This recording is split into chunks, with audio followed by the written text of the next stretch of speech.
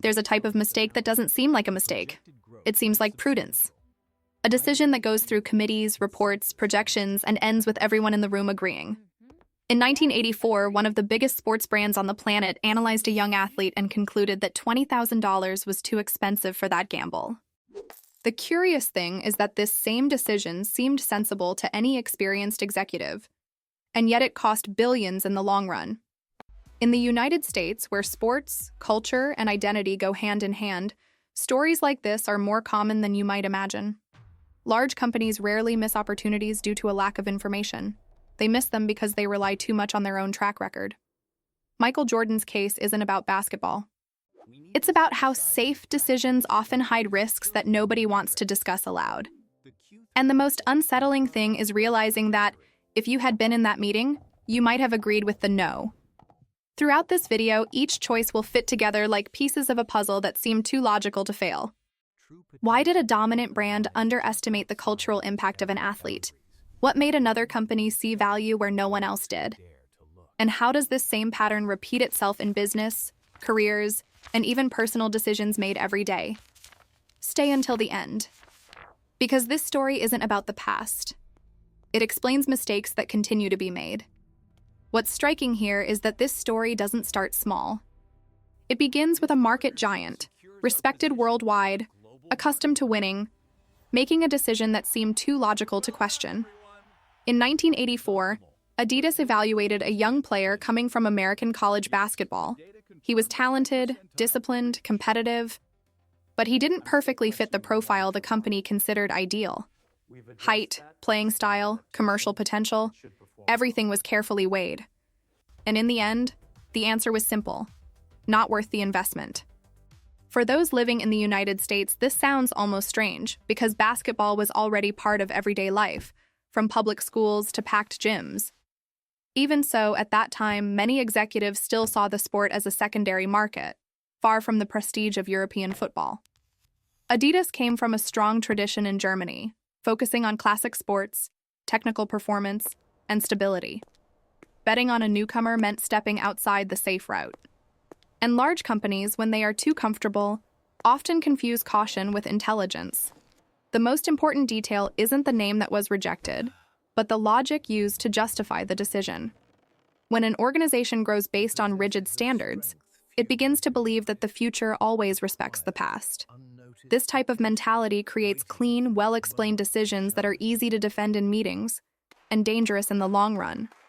If you enjoy understanding how seemingly responsible choices end up costing fortunes, it's worth subscribing to the channel, because this rejection was just the first domino to fall, and the next move changes everything. When Adidas leadership analyzed that scenario, the reasoning seemed sound. The company had dominated traditional sports for decades, with predictable contracts and clear returns. Basketball, especially in the United States, was not yet seen as a global sales driver. For executives in Germany, the sport seemed too regional, too noisy, too dependent on individual personality. And large brands tend to distrust anything that revolves around a single person, because people change, get injured, and age. This type of thinking doesn't stem from fear, but from overconfidence in outdated models. It's like an investor who only buys established stocks and ignores new companies because they don't have a track record. It works until it stops working. Adidas assessed the cost, compared it to other athletes, projected conservative sales, and concluded that the return didn't justify the risk. The question that's almost never asked in these moments is simple. What if the market changes before the contract ends? That's when well-intentioned decisions start to age poorly. Here's a direct provocation for those who follow business, careers, or even personal decisions. How many times does someone let an opportunity pass because it doesn't seem safe enough in the short term? How many times does it make sense, win over, this could be huge? If you were in that room in 1984, would you have approved the investment, or would you also have said no? Tell us in the comments, because this type of answer says a lot about how each person perceives risk, and the next topic shows the other side of the coin. While one door closed, another opened, led by someone willing to think differently. Nike at that time wasn't the absolute powerhouse many people know today. It was an ambitious company, hungry for growth, trying to gain market share in the United States. When he learned that Adidas had rejected the player, the interpretation was simple. There was something there that didn't fit into traditional reports. It wasn't just about athletic performance, but about identity, attitude, and connection with those watching the games in the stands and on televisions across the country. The offer made by Nike was neither common nor conservative. They offered a contract that included their own line of sneakers, something rare for a rookie athlete, as well as creative freedom. This changes everything. In practice, it was like saying, "We don't just want to use your image, we want to build something with you." This type of bet teaches a clear lesson to anyone who makes strategic decisions. When you find someone with exceptional potential, giving them autonomy usually generates more return than trying to control every detail. This applies to business, careers, and even personal projects. This move seemed risky to outsiders, but it made sense to those who understood youth culture, behavior, and aspirations. Nike realized it wasn't just selling a product, but a symbol.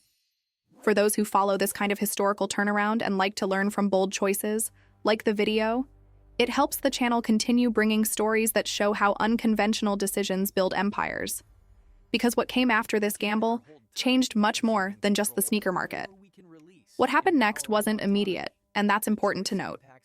The transformation didn't come from a single game, nor from an isolated campaign. It was born from repetition, from constant presence, from the way the athlete began to appear off the court as much as on it. Tennis shoes ceased to be just sports equipment and became an extension of personality. On the streets of Chicago, New York, and Los Angeles, young people started using the product even if they didn't play basketball. When something works both inside and outside its original environment, it's a sign that it has ceased to be a niche product.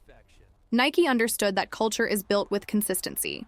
It wasn't enough to launch a beautiful product. It was necessary to tell stories, create identification, and allow people to see themselves in it. This same principle applies to those who create content, undertake ventures, or build a career. It's not about trying to please everyone, but about speaking clearly to those who pay attention. A practical example: brands that grow in the United States usually dominate a specific community first before scaling.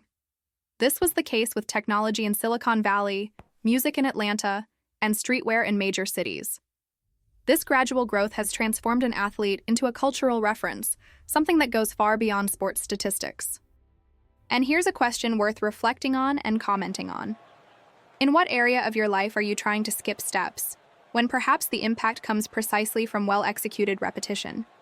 Are you building something that people recognize without needing an explanation? Answer in the comments, because this type of response shows who is thinking in the short term and who is building something to last. The impact of this refusal cannot be measured solely in numbers, but they help to illustrate the magnitude of the mistake. What began as a contract considered too expensive ended up becoming one of the greatest value-generating machines in the history of sports marketing. The brand that said no remained relevant, sold millions, maintained respect, but lost something that no amount of money can buy later: a dominant cultural position.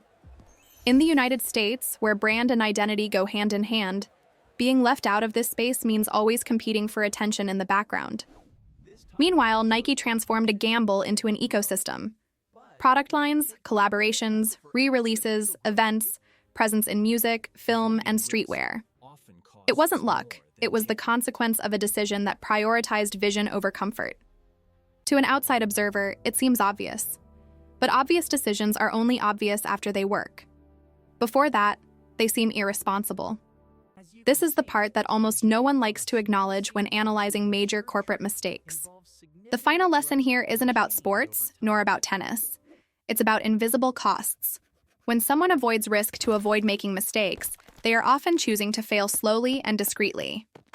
Adidas didn't go bankrupt, didn't disappear, didn't lose everything. It just stayed out of the mainstream conversation. And in a market driven by attention, culture, and influence, being out of the conversation costs more than any rejected contract.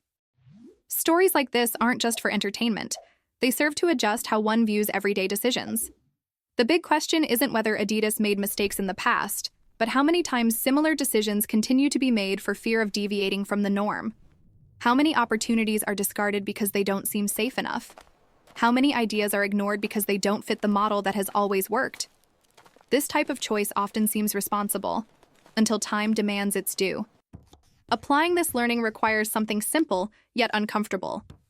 Questioning decisions that seem too obvious. Before saying no, it's worth asking whether the refusal stems from genuine analysis or simply a need for protection. In business, career, or personal projects, growth often lies precisely where risk seems poorly explained. Those who learn to recognize this begin to make decisions with more vision and less attachment to the past. And that changes everything. If this story made you rethink any recent choices, comment below. What was the biggest opportunity you almost missed because it seemed too risky? And if this kind of reflection resonates with you, subscribe to the channel and turn on notifications. Here, the idea is to continue learning from decisions that cost us dearly, so that you don't have to pay the same price.